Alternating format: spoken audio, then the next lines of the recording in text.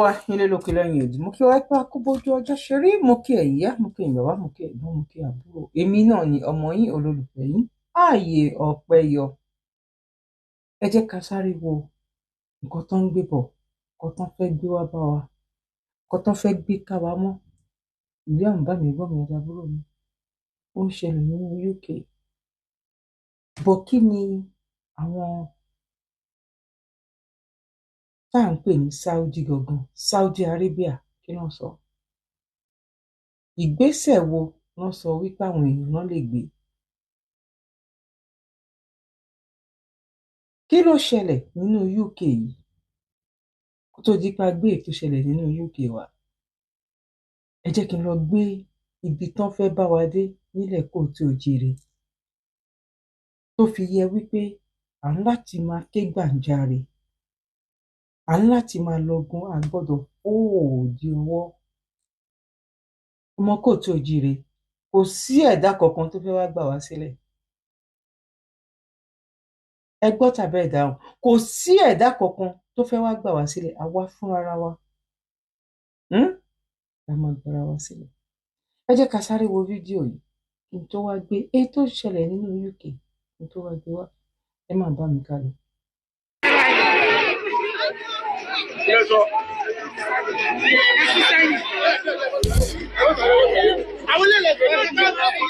Àwọn mùsùlùmí lè rí yẹn, wọ́n ń polongo ẹni tí wọ́n fẹ́ kí àwọn ará Ọ̀ṣun kí wọ́n dìbò fún. Bẹ́ẹ̀ ṣe rí wọn yìí, ìdàgbàsókè ìlú kò jẹ wọ́n lógún. Nǹkan tó jẹ wọ́n lógún ni wípé kí mùsùlùmí ṣáà ti dé orí ipò kó lè máa kówó fún àwọn, káwọn lè máa kó owó yẹn lọ sí ilẹ̀ Lárúbáwá. Kí mùsùlùmí ṣáà ti wọlé sórí ipò, gbogbo nǹkan táwọn fẹ́ kí àwọn lè rí i ṣe, báwọn ṣe fẹ́ gbé ṣẹ̀ríà wá sí Ọ̀ṣun, àwọn á lè rí i ṣe. Ẹ̀yin èèyàn wa, ẹ jí ẹ máa láwọn mùsùlùmí máa ní ẹ̀sìn Islam ò tako àṣà àti ìṣe ilẹ̀ Yorùbá. Ẹ wá bi àwọn mùsùlùmí wípé ṣé bí a ṣe ń múra nílẹ̀ Yorùbá ni wọ́n ṣe múra yìí? Mo fẹ́ kẹ́ ẹ lọ mọ kinní kan wípé ṣé ẹ rí àwọn mùsùlùmí fọ́rínà ni wọ́n ní orí ilẹ̀ wa. Àwọn ni aṣojú àwọn Lárúbáwá tí wọ́n fẹ́ gba ilẹ̀ wa fún ìran Lárúbáwá. Ìdí nìyí ni mo fi ń sọ fún yín pé ẹ jí, torí tí ẹ ò bá jí, gbogbo owó tó yẹ kí wọ́n fi tún ìlú wa ṣe wọ́n á máa lọ dà sí ilẹ̀ Lárúbáwá. Kò kí ń ṣe yẹn nìkan, wọ́n máa wá gbé òfin àwọn Lárúbáwá, wọ́n á wá gbé wá, wọ́n á wá da ìlú wa rú, wọ́n á ba ìlú wa jẹ́, wọ́n máa wá sọ ìlú wa di Somalia, wọ́n á sọ ìlú wa di Afghanistan. Ìdí nìyí la fi ń sọ fún yín pé ẹ lajú yín dáadáa kẹ́ ẹ tó dìbò. Ẹ rí wípé ẹni tẹ́ ẹ fẹ́ dìbò fún tó bá tiẹ̀ jẹ́ mùsùlùmí, kò kí ń ṣe mùsùlùmí tó gbé ẹ̀sìn sórí, á lè bá fi owó wa tún ilẹ̀ wa ṣe. Ọ̀pọ̀lọpọ̀ àwọn tẹ́ ẹ rí Fúlàní ni wọ́n, tí wọ́n bí wọn sí ilẹ̀ Yorùbá. Wọ́n dẹ̀ ti ń sọ pé ọmọ Ọ̀ṣun làwọn báyìí. Èròǹgbà wọn ni pé kán ṣáà ti gbé èèyàn kan dé orí ipò, gbogbo nǹkan táwọn fẹ́ kó wá sí ìmúṣẹ, gbogbo nǹkan táwọn fẹ́ ṣe, àwọn á lè rí i ṣe. Ẹ má gbàgbé pé ọba kan náà wà ní Ọ̀ṣun, ọba yẹn ń retí kí mùsùlùmí kó débẹ̀, gbogbo àwọn nǹkan tó fẹ́ ṣe á lè ṣe. Ẹ̀yin ará Ọ̀ṣun, tí ẹ ò bá lajú, ìlú yín máa padà di ìlú Lárúbáwá, wọ́n á padà kó yín fún ìran Lárúbáwá. Tó bá wá gbé ṣẹ̀ríà wá fún yín, bẹ́ẹ̀ ṣe máa múra, òun lẹ ti rí yìí o. Ẹ máa múra bí ẹni tó ń ṣọ̀fọ̀, wọ́n máa wá ṣe yín mọ́. Ẹ mọ̀ nǹkan tí wọ́n ń pè ní ẹ̀há ni. Ṣé bẹ́ẹ̀ gbọ́ lẹ́nu Dr. Sharaf, ó ní ẹ̀há ní èdè Yorùbá, òun ni wípé kí wọ́n séèyàn mọ́, kí wọ́n tíyàn mọ́lé, kí wọ́n há mọ́, ẹ tì wọ́n mọ́bì kan títí ikú yóò fi pa wọ́n. Tẹ́ ẹ bá ti wá gba ṣẹ̀ríà, gbogbo ẹ̀yin obìnrin, wọ́n á wá sé yín mọ́ títí ikú yóò fi pa yín. Ẹ má sùn. Ẹ̀sìn Islam, àṣà àti ìṣe Lárúbáwá ni. Òun ló fi jẹ́ pé gbogbo nǹkan tó wà ní Islam á máa tako àṣà àti ìṣe ilẹ̀ Kóòtù Òjìire. Ẹ jí ẹ má sùn, ẹ padà lọ sílé yín. Nǹkan tí wọ́n bá ń ṣe nílé yín ni kí ẹ lọ máa bá wọn ṣe. Allah ṣìgìdì tí wọ́n ń bọ ní ilẹ̀ Lárúbáwá ni. Àwọn tẹ́ ẹ rí tán jẹ́ mùsùlùmí yìí, àwọn Fúlàní ni wọ́n tí wọ́n fẹ́ fi ẹ̀sìn Islam kó wa lẹ́rú, wọ́n fẹ́ fi ẹ̀sìn Islam gba ilẹ̀ lọ́wọ́ wa. Ẹ jí, ẹ má sùn, ẹ padà lọ sí ilé yín. Nǹkan tí wọ́n bá ń ṣe nílé yín, àṣà àti ìṣe yín, òun ni kẹ́ ẹ lọ máa bá wọn ṣe. Allah kò kí ń ṣọ́. náà mo kí wa lẹ́ẹ̀kan sí ẹ jẹ́ ká sáré gbọ́ èyí tó ṣẹlẹ̀, ká wo èyí tó ṣẹlẹ̀ nínú UK. Let's go.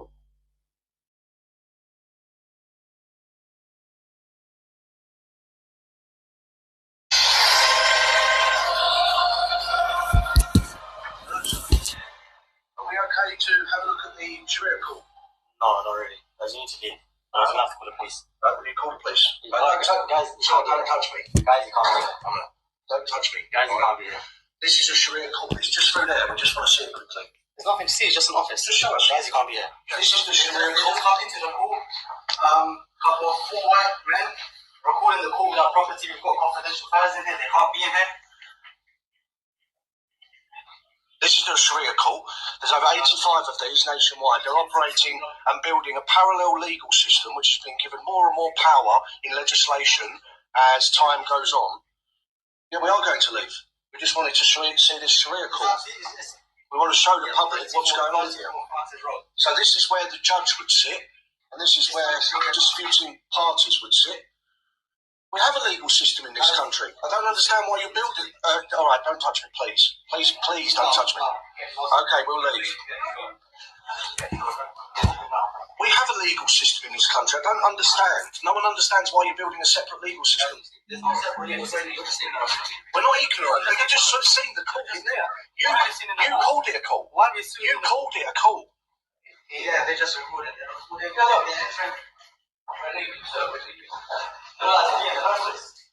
Unbelievable. Why? Okay, so can I come into your house and your door's open? Okay.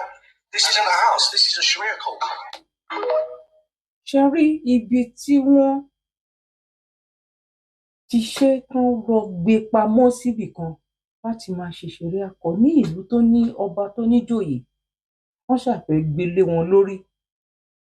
bọ́n yìí fẹ́ ṣe fún wa nílẹ̀ kóòtù òjíire wípé àwọn fẹ́ gbé ṣẹ̀ríà ni àwọn máa gbé lé wa lórí house to house.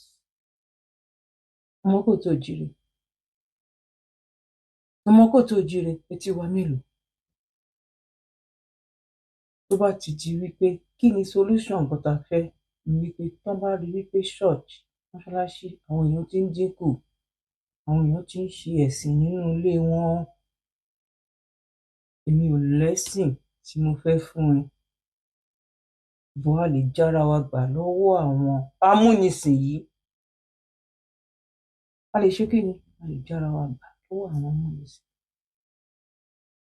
èyí tó dẹ̀ jẹ́ páńpáńbárì ńbẹ̀, àwọn tó wà lókè wọ́n pẹ̀lú àwọn tó ń ṣe wá. ẹ jẹ́ a sáré gbọ́ eléyìí.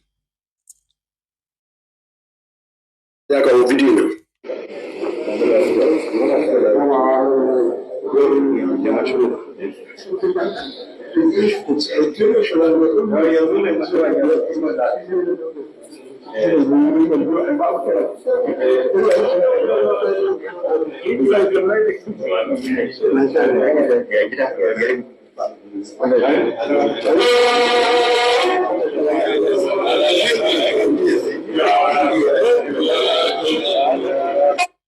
Káàrọ̀ ìgbélé ṣe rí ọba àwò bó ṣe mẹ́rin tó ṣe láàrin yẹn, wọ́n ní tààrà alẹ́ yẹn lọ́pọ̀ o ò lè rí ìyàlọ́wọ̀ torí yóò ti wọ́n tó yẹ tó àwọn ọgbọ́n náà rẹ̀ ọmọ yẹn fún wa lọ́pọ̀. ṣe rí ẹ̀rù bó ṣe kọjá níwájú ọba tó pèrè ní ọba ẹ̀mí àníná torí kò ládé, ọba àwò kò ládé, ẹ̀mí àwò ni. ẹ̀rù bó ṣe kọjá níwájú ìwé tó wà ní nípa àti wọn ti ẹ̀mú tábìlì kò tiẹ̀ jámọ́ ẹ̀ka ní ayé wáyé ẹ̀rù sí rí. wọ́n ayé ẹ̀rù sí rí ọba àwò. wọ́n wá ẹ̀sẹ̀ wá ń torísì ara wọn sí ọ. wọ́n ẹ̀sẹ̀ wá ń torísì ẹ̀ síra wọn ọba àwò ní ọba àwò ní ẹ̀kí. wọ́n ẹ̀sẹ̀ wá kí ni òun kọ́kọ́ jáwájú rẹ̀ ìbá wá jẹ́ pé agbo àwọn ọlọ́ba ẹgbẹ́ ẹ̀ ló wà. ṣé wọ́n lè ṣe wájú rẹ̀? ṣé wọ́n lè kọjá báyìí níwájú rẹ̀? kó ọjọ́ kejì ó ṣe fídíò buhari wọ́n dínkù. torí pé ọba lọba jẹ́ ọba lọ́jà dúró ìwọ́n tẹ́lẹ̀ wọ ẹbí sẹ́bí wọ́n múra bí lákòókò Fúlàní ti mú wọ̀nyí sọ́gbà àwòkọ́ yìí sáwọn múra bí ti rí sáwọn múra àìmúra tí wọ́n lẹ́yìn bá aráàlú múra àwọn Fúlàní ṣùgbọ́n wọ́n ní múra tí wọ́n tó múra tí wọ́n rẹ̀ wájú sí tẹ́rí àwọn aráàlú káyé àwọn aráàlú sì máa padà bàjẹ́ ó kù díẹ̀ ẹni máa fi yàn àmì mi kàn sí wọn torí tó ṣe fèrè lọ́wọ́ láì bá fi sunkún lẹ́nu tí Fúlàní bá torí kílèmù yẹn lọ́wọ́ lọ́wọ́ ó tẹ̀lé kílèmù bá àwọn Fúlàní lè lọ lónìí ayé àwọn aráàlú tó ní àrùn tó lè lánàá ti bàjẹ́ báyìí wọ́n sunkún ní báyìí òun jẹ́ ọba oníṣẹ̀ṣe torí pé ọba aládé ọba oníṣẹ̀ṣe ni ṣùgbọ́n òun tako ìṣẹ̀ṣe yẹn gbé àwọn tó gbé àpèyẹ ẹ̀rọ ìgbọ́ sípè tí ó bá dé stéèjì kan àwọn ará Ìlọrí àwọn gẹ́gẹ́ pé oko Ìlọrí ìwò pé sọ pé oko Ìlọrí ní Ọ̀yọ́ lánàá tó ti sọ bẹ́ẹ̀ lé mi ìbàjẹ́ ìbàdá kí ẹ̀ ti pe àwọn àtọ̀nà fún ilé aráàlú kí ti tó bàjẹ́ bí aráàlú a sọ fún ilé àwọn Fúlàní kọ̀ọ̀kan wọn kan òun ní ẹgbẹ́ kan fún ẹgbẹ́ rẹ̀ wọn wà fàlẹ́ ìkòjú wọn wọ́n sì ń tẹ̀ wọ́n lọ́wọ́ kọ́lá kí wọ́n kà ó ní tẹ̀ wọ́n lọ́wọ́ ni ẹgbẹ́ tó bá àwọn sọ sí àwọn ancestor tiẹ̀ torí àwọn ancestor lára wọn gbọ́ wá so bí o ṣe ní dáa fún ọba àwòrán ni kò sí ní dáa fún lẹ́rìí yẹn àdúgbò bẹ̀ dáa fún ọba bí o ṣe ní dáa fún ọba àwòrán yẹn ọba àwòrán Rasheed fúnbúlẹ̀ tó ní fáwọn ancestor tiẹ̀ tó tẹ̀ àwọn bàbá láti wá yẹn bí o ṣe máa ṣòfò lẹ́rìí yẹn wọ́n ti ṣòfò ní ọba àwòrán torí tó wí nù torí ẹ tó sọ bẹ́ẹ̀ sí ó ju ìkọ́lé pẹ̀lú bàbá lápò lọ́dọ̀ ìwọ ìwò tó ní bílíọ̀nù lọ́dọ̀ àmì ló jẹ́ ohun tí wọ́n 60 bó ṣe wá wà yìí ọba àwòrán ayé rẹ yóò bá àdé ayé yóò dàbí ayé ànábì èyí tó gbẹ̀yìn ànábì yóò gbẹ̀yìn ọba àwòrán lágbára nínú ayé ọba àwòrán kò ní dáa fún tó wíyẹn wọ́n náà ti wọ́n wà wí sí lára rẹ̀ ẹ̀ tó sọ ọ́ kó. irú àwọn ìwò yìí wọ́n máa wà ní ẹ̀yìn bí ṣeré àyìn ẹ wo iṣẹ́ takuntakun tí ṣe Sunday Igboho tó ń ṣe ẹ wo iṣẹ́ tí àwọn ìwò táwọn ń ṣe lẹ́yìn ọmọ Yorùbá ariwo tèmi ojú wípé ká ṣe wípé no to Sharia a máa gba ogún yẹn ní Àjàyí tá a bá sọ wípé no to Sharia àbẹ́bọ̀ tí mọ́ṣáláṣí bá ti ń dínkù wọ́n máa mọ̀ wípé àwọn eléyìí ò ní interest mọ́ jẹ́ ká lọ wo nǹkan tó ṣẹlẹ̀ ní Jámánì ká tó wá gbé ti Ìgbòho wá mo dúpẹ́ lọ́wọ́ ẹ̀yin tẹ́ ti bá wa like mo dúpẹ́ lọ́wọ́ ẹ̀yin tẹ́ ti bá wa share mo sì dúpẹ́ lọ́wọ́ ẹ̀yin tẹ́ ti ń fi comment sílẹ̀ kò ní bàjẹ́ fún wa o ọmọ kóòtù òjíire kò ní bàjẹ́ fún wa lágbára lọ́wọ́ àṣẹdá let's go. àánú mi ṣe ẹ̀yin mùsùlùmí àánú mi ó ń ṣe ẹ̀yin ìdí táàánú mi fi ṣe yín ni pé gbogbo àgbáyé ló ti rí yín bí apààyàn bí jàǹdùkú bí alọ́kọ́ ló ń kígbe àánú mi ṣe yín ọmọ ẹkún fẹ́ mọ bọ́ lójú mi Ọlọ́run but káròyìn mi ọmọ pọ̀ jù ẹ̀yà ohun tó ṣẹlẹ̀ ní fídíò yìí. Frauen mit Kopftuch dürfen nicht mehr in Einkaufszentren, Parks oder Bahnhöfen. März 2027. 5.000 € Strafe bei Wiederholung Gefängnis. März nennt es sichere Neutralität. Aber was er nicht sagt, die Maßnahme wird bereits mit Überkreuz diskutiert. Heute ist es das Kopftuch. Morgen könnte es dann Freiheit sein. Wer nicht bereit, zahlt 5.000 €. Bei Wiederholung kommt ins Gefängnis. Währenddessen erhöhen Politiker ihre eigenen Gehälter und nennen das Sicherheit. Es geht nicht um das Geld. Es geht darum, dass die Regierung entscheidet, was du tragen darfst, was du bringen darfst, was du sein darfst. Du wurdest nicht gefragt. Die Frage ist, geht es um Neutralität oder um Umfang? Habt ihr jemanden, der das sehen muss? Heute ist es das Kopftuch. Morgen kann es betroffen sein. wọ́n ti rí àṣẹ apààyàn tábà ń sọ fún ìmọ̀ dàbí pọ́lọ̀ ẹnu là ń sọ yóò lẹ́yìn náà fi ti gbogbo ẹ̀ ẹ jẹ́ ronúkẹ́ pìwàdà. ọmọ kóòtù òjíire ìjọba ò lè gbà wá wá fún ara wa la máa gbára wa gbogbo àwa tá a bá ń sponsor àwọn èèyàn lọ sí hajj àwa tá à ń sponsor ilé kéwú àwa tá à ń sponsor ọmọ ilé kéwú àwa tá à ń sponsor àáfà èrò tán ní fún wa ò dáa wọn bá àáfà kan àjọ sọ̀rọ̀ ní àárọ̀ tèmi nǹkan tó ń jábọ́ lẹ́nu àáfà yẹn ẹ máa rí wípé mo ní mo dúpẹ́ wípé mo bọ́ torí téèyàn bá wà nínú ò lè ronú ò lè think normal nǹkan tí ìwé yẹn bá sọ fún ẹ ló máa tẹ̀lé wàá wá máa wo àwọn èèyàn bí ìgbà tó jẹ́ pé ẹni tí ò bá bá ẹ tẹ̀lé nǹkan tó wà nínú ìwé yẹn kò nílé ayé wá ẹni tó lòun ní doctor degree nínú Arabic tó bá ń gbọ́ ọ̀rọ̀ tó ń jáde nínú tó bá yẹ pé mo mọ̀ pé mo sọ̀rọ̀ débẹ̀ ní ìbá ti wálẹ̀ ní ìbá pílè díẹ̀ fún wa nínú ọmọ Yorùbá jẹ́ ká ṣe no to Sharia àwa la lè ṣe ẹ wo nǹkan tí gbogbo tó ń pariwo kiri ẹ wo nǹkan tí àwọn ilé ẹ wo nǹkan tó ń pariwo.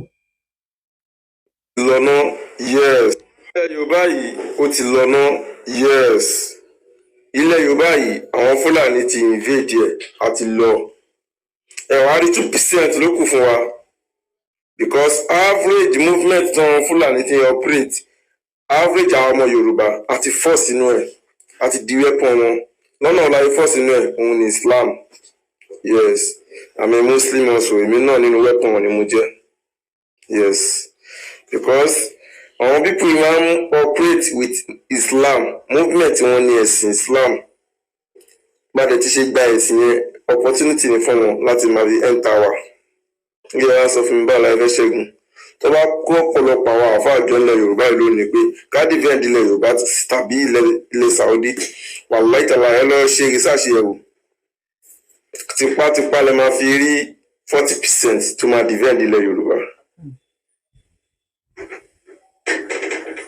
tipátipá lè máa fi rí 40% tó máa defend ilẹ̀ Yorùbá torí ẹ ti bá kàn ní sọ̀rọ̀ nígbà míì ẹlòmíràn ọ̀gá àyàfá ẹlẹ́bọ lẹ́nu yìí àfá yìí kò gbàgbọ́ ní Ọlọ́run àfá yìí náà wọ́n sọ pé Ọlọ́run kò dá Ọlọ́run sọ pé báyìí ìwòye wa ó yàtọ̀tọ̀ síra wọn ni ẹ̀sìn náà nílò pàǹṣẹ́ ń bí báyìí tó dẹ̀ jẹ́ ẹ̀sìn wà àjẹ́ndà táwọn fi ń ṣe ẹ̀sìn yẹn ó yàtọ̀ sí àjẹ́ndà táwọn pípé fi ń ṣe ẹ̀sìn yẹn. ọmọ pé ilẹ̀ Haúsá àwọn ti parí ẹ̀ ilẹ̀ Yorùbá ló wá kàn báyìí ẹ wá wo ilẹ̀ Yorùbá tó kàn yìí tó bá ti invade àwọn náà tán ọmọ àwọn fèsì ilẹ̀ Ìgbò tó bá ti wá fèsì ilẹ̀ Ìgbò yẹn ó máa rọrùn láti gba ilẹ̀ Ìgbò because wọn ò ní padà fi ẹ̀sìn wọlé síbẹ̀ mọ́ ogun ló máa padà fi wọlé sílẹ̀ Ìgbò àwa Yorùbá àtàwùsá a máa kún wọn lọ́wọ́ láti fi bá wọn jagun ilẹ̀ Ìgbò ìdí ni pé tiwa méjì yẹn Yorùbá àtàwùsá yẹn ó ti bàjẹ́ tán yes ṣe wá rí yóò. dáwà di go school. àbòkítán bẹ́ lápá tán bẹ́ lẹ́sẹ̀ mi ò ń fún wọn lówó ìlú yín nǹkan tẹ́ gbà nílùú yín náà fi ń bẹ yín lápá bẹ yín lẹ́sẹ̀ ẹ̀ bẹ́ẹ̀ ilé àgbẹ̀ pẹ̀fẹ́ ṣe ṣẹ̀rí àlọ́ ẹ̀fẹ́ public Islam any mistake wọ́n dẹ̀ bẹ yín lápá bẹ yín lẹ́sẹ̀ àwọn kúrò ayé wá sí ilẹ̀ Yorùbá àmọ́ tọrọ owó ní 2000 ìgbà tán yìí pòsì ṣẹ̀rí àlọ́ fún wọn tí Kwankwaso tó fẹ́ jẹ vice president ti Peter Obi báyìí òun ló mú ṣẹ̀rí àlọ́ wọ Kano state nígbà tó jẹ́ gómìnà wọn tó fún wọn ṣẹ̀rí àlọ́ ńgbà yẹn àwọn Igbo Yorùbá wọ́n flee wọ́n jápa kúrò Kano state wọ́n padà wá sílẹ̀ wọn àwọn Haúsá tó wá ń padà wá sọ́dọ̀ tiwa àwọn tó ti ń bẹ́ lápá náà wá ń ṣiṣẹ́ ń bíbà ẹ̀ so tí ṣẹ̀rí àlọ́ náà bá ti dé tó bá ti ń bí ọmọ Yorùbá náà lápá ẹ̀ lọ́mọ tọrọ owó ńlẹ̀ Igbo àbíkẹ́ lọ́mọ tọrọ owó ń kú tọnu torí lápá méjì gan Nàìjíríà ìgan ò tí ì ríṣẹ́ gidi ká tó wá sọ ẹ̀ tó ti bẹ́ lápá méjèèjì wọ́n bẹ́ lápá méjèèjì àbọ̀ bẹ́ lẹ́sẹ̀ méjèèjì torí pé bú Muhammadu. Yorùbá mi ẹ̀gbọ́n mi àtàbúrò mi ẹ jẹ́ ká love ẹ jẹ́ ká share ẹ jẹ́ ká fi comment tì yín sílẹ̀ ojú òní tì wá ọmọ kò tó jire no to Sharia nǹkan tó ń bọ̀